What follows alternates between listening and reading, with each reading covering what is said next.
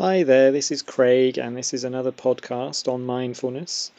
This one is about silence and space. I'm going to talk about space first, and I'm not talking about outer space, I'm talking about spaciousness. In life, it's really important to have space. Just even being in a cluttered room, for example, can fill our heads with kind of thoughts and things that we need to do. Having a sort of clear space, even physically, can help. But what we're trying to do with spaciousness is to have an area where we can go to when we're feeling something, when we're feeling uncomfortable, when we're worrying, or we're leaving the moment and going into our head. We all need space to heal. It's a really good practice to have an area. I have an area in the house that I call my breathing space, and it can be as simple as a chair or just an inviting area with some cushions or somewhere warm where you might get some sunshine or somewhere that's relaxing to you. And it's a sanctuary, it's a place you can go to whenever you feel something, whenever you're noticing that there's tension, you've got body pain or headaches, or your emotions are running riot, or you're in your head just thinking. Go to your breathing space, sit, find a place comfortable, either on the chair, on a cushion, and breathe. So it's your breathing space. Sometimes even just going there and sitting and letting go of the thoughts and just taking one or two deep breaths can be enough to rise you up, to let go of the emotions. But sometimes it's harder than that. Obviously, sometimes if we're in situations where we're really judgmental, really annoyed at a person, or really fed up, or feeling really sort of low, it's still good practice to go and sit in your breathing space. You're inviting in the uncomfortableness, which is a courageous act. It's You're leaning into fears, you're leaning into these emotional disturbances that we have from time to time. But you're being kind to yourself, and you're giving yourself that space to breathe and that space to settle.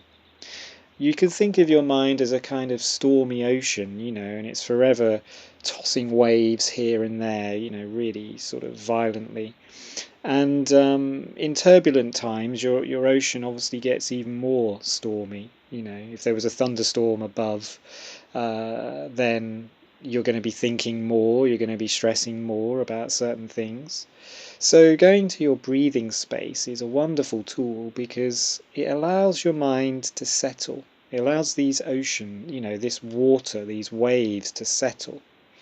And there's a kind of metaphor that once you've settled enough, you become like a lake, placid, just ripples, just the merest wind just, touching the water.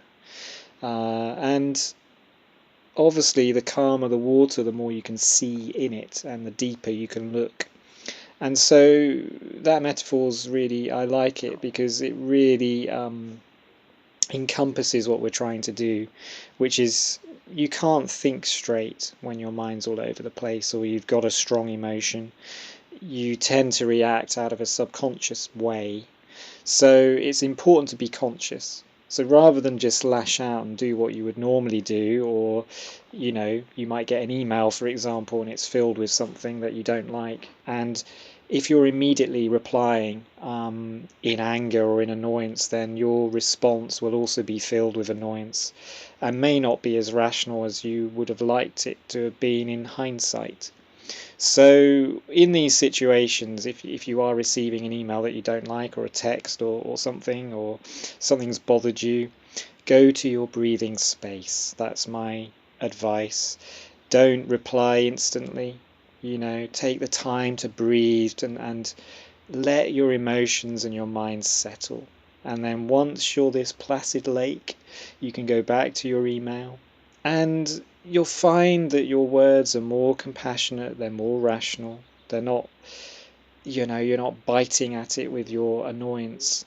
So spaciousness, it's very important. It's good for everything. And just as I said in the self-compassion podcast, it's important to give ourselves space to heal our bodies and our minds. And when we're rushing and we're in our to-dos, we're not giving ourselves space to rest.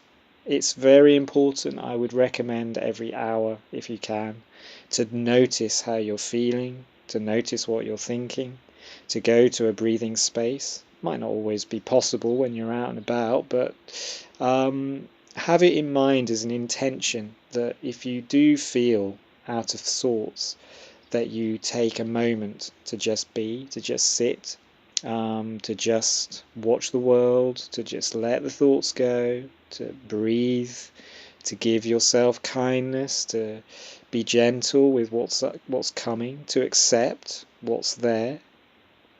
The more you let go of the thinking and the judgment, the better for you. You're not suffering as much. You're not leaking that suffering out into the world. You're not having a go at someone or driving a wedge. You're dealing with it yourself. You're owning your emotions. You're breathing with them. In that way, people no longer kind of have a hold over you. They might trigger something in you, but you know deep down that you'll be able to solve it when you go to your breathing space. You'll be able to sit there and relax and breathe. And the law of impermanence, your emotions will change. Everything changes. You're never going to be annoyed forever. It will shift. And when it shifts, that's when your clarity and your wisdom and your discernment come up and you know what's best to do. And sometimes when we're struggling with someone, just acting out of an immediate subconscious reaction can really cause a lot of suffering for both parties. Far better to deal with your emotions in your space and then come out again with some clarity, and then you can be more curious about why things are happening, and maybe if the other person is willing, that you'd be able to sit with them and discuss it in a more rational way. And again, I talk more about communication later. So spaciousness is very important, and carving being, which is what I call spaciousness, when you're being mindful, there is a certain spaciousness. Even when you're mindfully drinking your tea, you're taking your time to drink it and enjoy it. When you're mindfully walking, you're slowing your footsteps down, you're not rushing, you're stopping, you're looking, you're feeling things like the sunshine, or you're listening to the sounds of nature around you. You're pausing, and this pause, this space, this gap is incredibly important. Um, our thoughts are a constant stream, and until we start breathing and having our spaces, they're just going to be constant chatter, just noise. You're just living in noise. And so having the space lets the gaps come in, it lets the spaces come in between your thinking. And then you find it's easier to notice your thinking and what the emotion behind the thoughts is. It's better for you in so many ways. And so this noise that I'm talking about, the second part of this podcast is silence. But what I really mean is the quiet, and sitting somewhere in the quiet. And there will be spaces, even if you're living in a block of flats and there's noise above and there's music blaring next door or whatever, there will be a time where there'll be some quiet.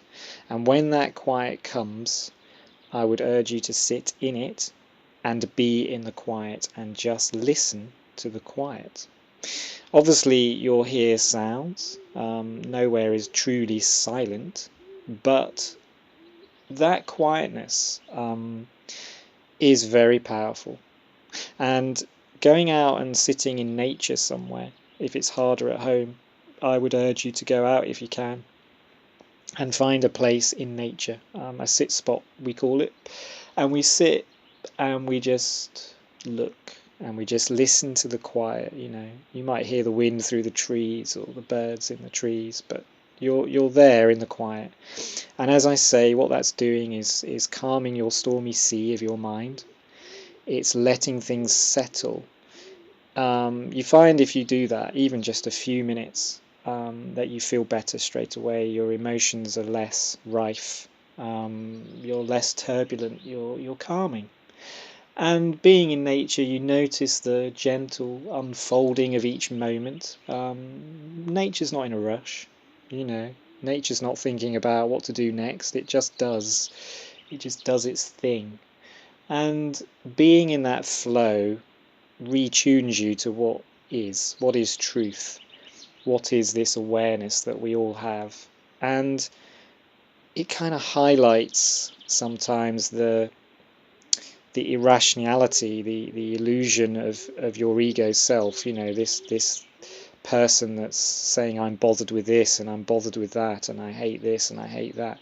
These judgments. And again, I'm going to cover non-judgment in another podcast because it's so important for mindfulness. So sitting in the quiet, sitting in the spaciousness, sitting in stillness, all of these things combine to making your mind settle. And having a settled mind is a wonderful place to be, because then you find inner joy and happiness starts to blossom. You find love starts to come to you. You're more tuned in with everything around you, your environment, the people that you live with, your work colleagues, everybody around you. You start gaining a compassionate energy, and that compassion and that opening heart, where you're not really thinking about yourself, turns into generosity and kindness and love, and that pervades through everything that you do, and everything that you're being. And you'll find that when that's rippling out of you, you'll get it back in spades, often in interesting ways and in synchronistical ways. Um, it's a magical world that we live in. When we're in our heads, we're not seeing the world, we're just in our heads, in our thoughts. And if our thoughts are practiced at being negative and beating up and judging, then that's what we're going to have in our life. But if you're practicing seeing clearly and breathing in space and enjoying every moment that comes to you, then that's what you're going to get in your life. And it just permeates everything that you do. So I would encourage a breathing space. That's the rule from this podcast, if you choose to accept it, is find a space in your house to breathe. And whenever you feel uncomfortable, go to it and breathe. And sit somewhere in the quiet. And I recommend this every single day. Your quietness is as important as eating. Sit, be. You're interrupting your thoughts. You're noticing how you feel. You're noticing what you think. All of these things are wonderful when you're conscious of them. You can decide which ones are true, which ones are made up, which ones are illusory, which ones are storylines, which ones are not based on any facts. Or you can wander through your thoughts, choosing the ones that serve you, the ones that are actually good for you, the positive ones, the ones that give you an action, that's creative or supportive in what you're doing, not a self-beating up thought or a woe is me thought, which just leads you into a downward spiral. So noticing these things is so important for your well-being and your health in general. And so sitting in the quiet, although you might think I'm not doing anything, what's the point of this? I'm sitting in the quiet. But what about all these things that need doing? But actually what you're doing is replenishing and recharging yourself. And you're giving yourself energy and you're giving yourself vitality and creativity, and ideas tend to blossom when you're sitting in the quiet. And you might think of things you would never have thought of if you were just in your head fighting all your fires and dealing with all your issues. it gives you a clarity, it gives you a wisdom, and that wisdom is there, and other people can see it. And so, why wouldn't you want that? Why wouldn't you want to sit in the quiet? So, notice if you don't want to, because that's all good mindful practice as well when we don't want to do things. If the thought of sitting in the quiet terrifies you or it worries you, then there's a judgment about being in a quiet place, which is really interesting. You could apply curiosity to that. I dealt with curiosity in another podcast. Why is it that I can't sit in the quiet? Why is it that I need background noise on? Why is it that I put my TV on just to give myself comfort? Why can't I sit in the peace and the quiet? What is that? And you find that a lot of these habits that we can't do are conditioned. We're used to rushing, we're used to being in noise. Suddenly, it's like we're a fish out of water. You've gone into a completely new environment. You're sitting in the quiet, and it's unusual, and it's new, and it's fearful. Most things are fearful when they're new.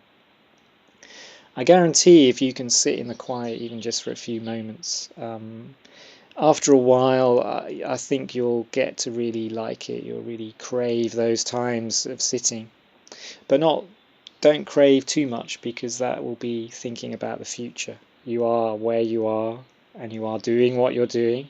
And if there's no time at the moment to sit in the quiet because you're busy with your work, then so be it. But after your work, there will be time to sit. I guarantee it. We have 24 hours in every day. Often when we say, I don't have time for this, I don't want to do that, I've not got time, I've got all this stuff to do, then actually you're not really wanting to do it in the first place. So your procrastination and your subconscious is guarding you against going into that activity. So I would urge gentle pushing, gentle nudging to try something new, to try sitting in the quiet, and to try a breathing space and see where it gets you. You may find that it gets you somewhere that you've never even thought of. So that's silence and space. And I'll just finish this podcast with a meditation where we will just sit in the quiet. I'm not actually going to speak, I'm going to hit my little bell. But what I want you to do is to really notice the quietness. You can breathe if you like and notice your breath and the sound of your breathing, but just tune in to the quiet. Try and let go of any thoughts that come your way and just be in the quiet. And we'll do that just for a few minutes, just to give you a flavour.